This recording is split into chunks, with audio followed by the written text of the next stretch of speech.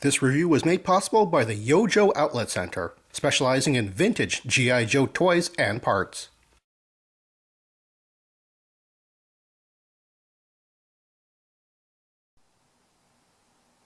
Hello everyone, I'm Kevin, otherwise known as Ford BX257, here to bring you another 1980s G.I. Joe toy review. And this week, on my second Dreadnok theme month, I'm going to be taking a look at the 1987 Dreadnok Cycle. Well, known as the Dreadnok Cycle on the box, but known as a Dreadnok Tricycle on the instructions and blueprint sheet for some strange reason. I'm not going to be calling it a tricycle throughout this review, however. The cycle makes its first appearance in the old Marvel comic run of G.I. Joe in issue number 60. And like a lot of 1987 and 1988 vehicles, it doesn't make any cartoon appearances. The Dreadnok Cycle is an outrageous three-wheeled chopper. Something I'd imagine George Barris would have to make if the Dreadnoks were an element in a live-action movie. Of course, the cycle has rolling wheels. Unfortunately, they're just made out of plastic instead of having rubber on them, which is really mostly unfortunate because of the rear wheels, which are based on racing slicks. Because they're racing slicks, they don't have a tread on them, and if the axle kind of locks up, these things wind up sliding across the ground instead of rolling, meaning that you could get scratched up quite a bit more easily. And of course, this thing just tumbles along if that's locked up. The cycle has a turning fork. The handlebars don't move along with it, unfortunately. And the rear has a cannon turret. The turret itself moves around the base 360 degrees. However, the cannon pintle itself can move independently of that. And of course, the cannon itself can rise and depress. In addition to that armament, the cycle also comes with these underslung missiles.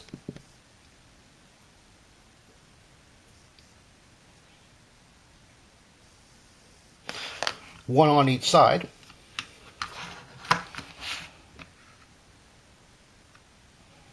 And of course, room for two figures. The seats don't have back pegs, so you don't have to worry about fit.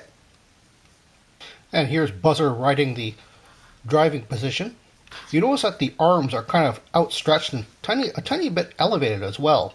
While that might look a little awkward, that is actually a legitimate riding position for a chopper. And here's how a figure looks like sitting in the turret. You notice that there's little foot stops. And one interesting thing about the cannon that I've noticed is you'll have to understand that Dreadnoks scavenge for their parts for all their vehicles. And while this is relatively symmetrical, the colors are of course here and there all over the vehicle, but you notice on the cannon that one of the cannon handles goes straight down while the other one is on an angle. And now to compare the Dreadnok Cycle to an equivalent vehicle, here we have the 1985 G.I. Joe Silver Mirage. Now, as you can see, the Dreadnok Cycle is, of course, quite a bit larger due to all the larger parts on here. But now that I have a relatively normal-looking motorcycle here, it just reminds me that in the comic books, the Dreadnoks actually did ride around on relatively normal-looking motorcycles, and quite frankly, that always bothered me.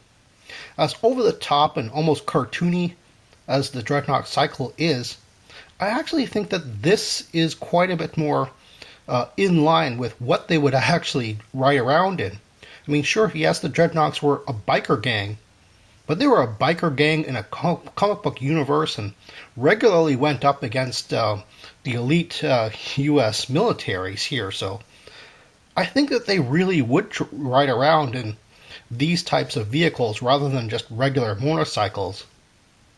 If you're looking for a Dreadnok Cycle on the aftermarket, I don't think you have to worry about stressed parts or breakages. I tend to think that this is a relatively sturdy toy, but There are three things that are often missing on this toy. The first being these, what's called shields. And there's one on each side. Unfortunately, there is a left and right to these. I think these things are mostly supposed to act as a roll cage, not shields, but whatever, that's what they call it on the instruction sheet. Of course, the missiles, which I have to admit, I don't particularly like how they're squeezed in between the body and the tire like that. They're often missing. And as you can see, one thing did just pop off right here, and that's the exhausts. Again, there's one on each side, and they're actually kind of swoopy, so there is a left and a right to these as well.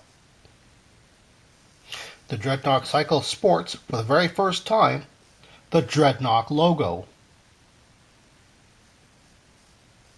And now it's time for...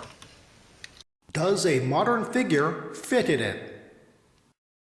As usual, I'll be using my 2009 Rise of Cobra Footloose figure.